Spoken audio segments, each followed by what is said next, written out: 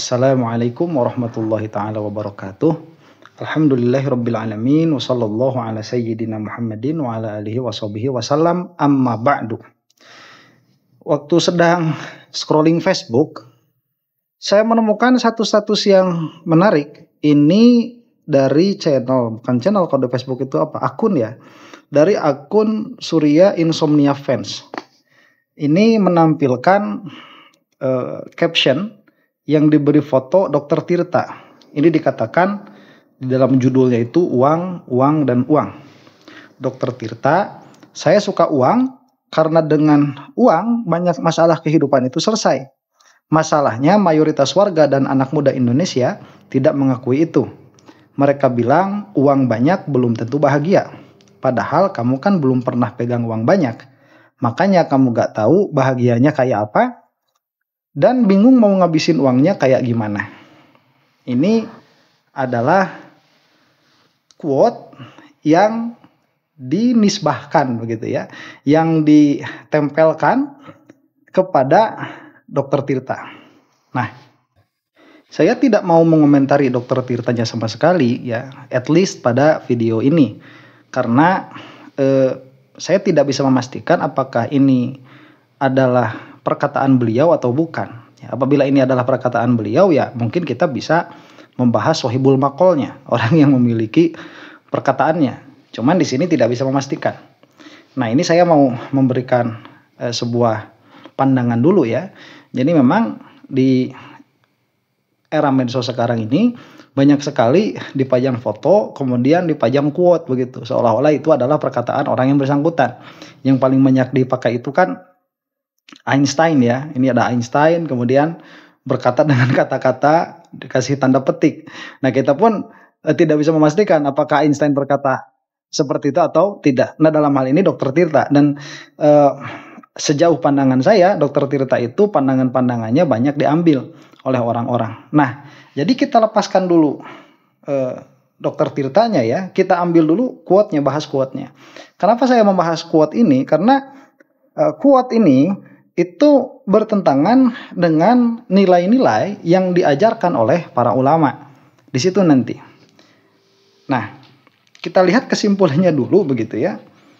Isi umumnya dari caption yang sudah saya bacakan tadi, dari apa yang bisa ditangkap, dan mungkin ini adalah tangkapan atau kesan yang diambil dari caption itu, adalah Dr. Tirta, quote and quote ya, karena mungkin beliau bukan mengungkapkan kesenangannya kepada uang dan mendiskreditkan yang tidak menyukai atau yang berpura-pura tidak menyukai dengan alasan mereka belum pernah pegang uang yang banyak. Jadi ini adalah pengungkapan bahwa saya ini loh suka uang, dan kalian yang bilang-bilang gak suka uang, kalian itu gak paham apa yang kalian omongkan. Karena kalian itu belum pernah pegang uang banyak. Sedangkan uang ini dia bisa menyelesaikan berbagai macam persoalan. Nah, itu yang diambil begitu ya. Nah, kesannya itu ini adalah advokasi terhadap materialisme. Bukan materialisme dalam pengertian filsafat begitu ya. Apa ini? Menyukai hal-hal yang bersifat duniawiyah begitu. Saya melihat ini dari kacamata seorang muslim begitu ya. Dan Dr. Tirta itu muslim juga. Cuman saya tidak memiliki kepentingan untuk membicarakan hal itu. At least pada video kali ini. Jadi itu adalah suka kepada uang adalah hal yang naluriah. Dan yang mengadvokasi jangan suka uang adalah orang-orang yang tidak tahu apa yang mereka bicarakan. Nah itu. Jadi kalau misalkan ada orang ngomong uang itu nggak penting, ya, uang itu belum tentu membawa kebahagiaan. Nah, itu hanya perkataan orang-orang yang nggak tahu apa yang mereka omongkan. Lawang mereka pegang duit banyak aja enggak begitu. Nah, saya disclaimer dulu begitu ya. Saya mengatakan apa yang akan saya katakan karena melihat ada kesalahan di dalam persepsi ini. Kesalahannya itu di mana? Kesalahannya itu tatkala mengatakan bahwa orang yang mengatakan uang itu tidak penting adalah orang-orang yang emang nggak punya duit begitu. Dan ada pengalaman ini dari segi pribadi saja begitu. Saya ini bersyukur kepada Allah Subhanahu Wa Taala pernah ada pada posisi uang itu berlimpah ya. Dan keberlimpahan uang itulah justru yang mengantarkan saya kepada jalan dakwah. Karena setelah kamu mendapatkan uang lebih banyak daripada apa yang bisa kamu belanjakan, jadi kamu udah nggak tahu nih mau dikemanain ini uang. Pada akhirnya kesananya itu cuma gimmick-gimmick saja begitu. Dan apabila orang itu ada betah di situ, saya mempertanyakan intelektualitasnya. Kita sebagai orang yang berpikir itu tatkala merasa puas hanya dengan banyak uang, itu suatu hal yang inhuman, tidak terlalu manusiawi begitu. Nah, jadi dari mana saya memulai ini ya? Saya tidak melihat picik kepada baik yang dinisbahkan perkataan itu kepadanya, yaitu Dr. Tirta, atau kepada yang memiliki akun ini. Cuman ini bertentangan secara zahir begitu. Saya melihat zahir. Ini bertentangan secara zahir dengan apa-apa yang diucapkan oleh para ulama. Jadi ada kekhawatiran ya, karena bahasa itu powerful, dia memiliki kekuatan begitu. Makanya kenapa para ulama itu berlomba-lomba membuat kitab. Kemudian ada alasan kenapa mukjizatnya Rasulullah SAW itu berupa susunan lafaz, yaitu Al-Quran. Itu ada alasan karena memang perkataan itu powerful. Nah, yang saya khawatirkan di sini ada orang-orang yang melihat bahwa cinta kepada uang itu adalah sesuatu hal yang wajar, yang lumrah, dan malah harus diusahakan. Saya mau memberikan konteks dulu ya di dalam pemahamannya Imam Ghazali tentang uang ini. Imam Ghazali itu di dalam Ihya pernah membahas tentang tujuan sesuatu begitu, tujuan orang. Jadi perkara itu seseorang itu tatkala dia mencari sesuatu, bisa jadi yang dicarinya itu bukan karena dirinya sendiri. Malah kebanyakan perkara itu demikian. Misalkan orang mencari uang. Uang itu tidak dicari karena dirinya. Ya, uang itu dicari karena sesuatu yang lain. Makanya uang itu akhirnya nanti akan ditukarkan dengan perkara-perkara yang pada sangkaannya akan memberikan kebahagiaan. Itu nanti ditukarkan dengan makanan-makanan yang bagus, ditukarkan dengan pakaian-pakaian yang bagus, ditukarkan dengan mainan-mainan yang bagus. Karena memang uang ini tidak dicari karena dirinya atau dipakai untuk menjaga kesehatan. Dan tatkala kita memiliki mainan-mainan yang bagus itu, mainan itu pun tidak dicari karena dirinya sebetulnya, tetapi untuk fulfilling, untuk memenuhi hasrat yang ada di dalam hati. Jadi pada akhirnya tatkala kamu itu mencari uang, karena uang itu tidak dicari karena dirinya, itu dicari hanya untuk memuaskan hasrat hati begitu. Dan apabila ini adalah pandangan yang picik, karena uang itu bisa memberikan manfaat, yaitu bisa disodakohkan, bisa dipakai untuk membangun pesantren dan lain sebagainya. Ini bukan pandangan yang umum terjadi pada mindsetnya para ulama. Itu tidak begitu. Itu nanti dilihatnya sebagai fadhail. Nanti sebentar lagi akan saya bahas. Jadi uang atau yang setara dengannya seperti emas, duniawiyah dan yang setara dengannya itu tidak kita jadikan tujuan sama sekali. Dan perkataannya yang dinisbahkan kepada Dr. Tirta ini bisa jadi sebuah advokasi, sebuah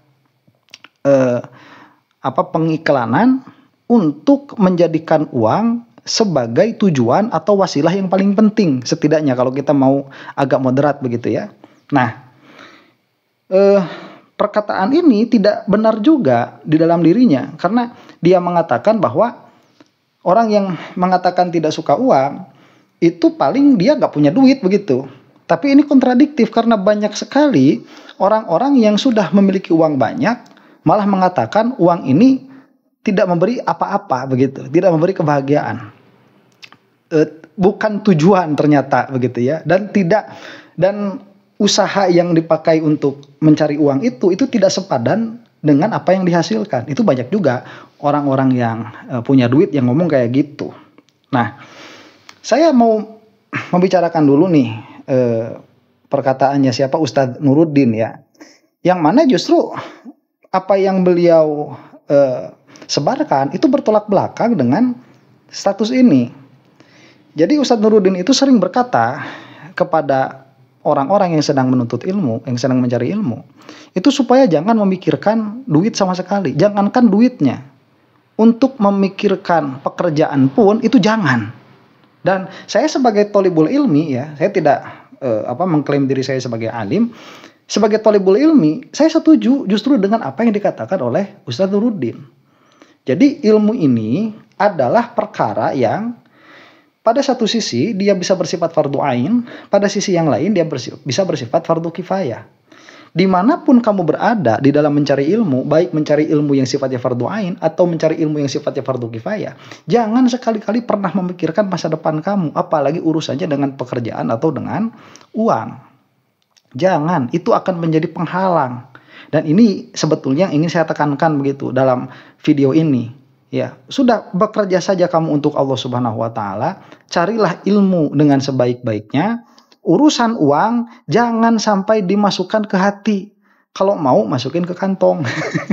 Nanti kan kita bahas itu ya.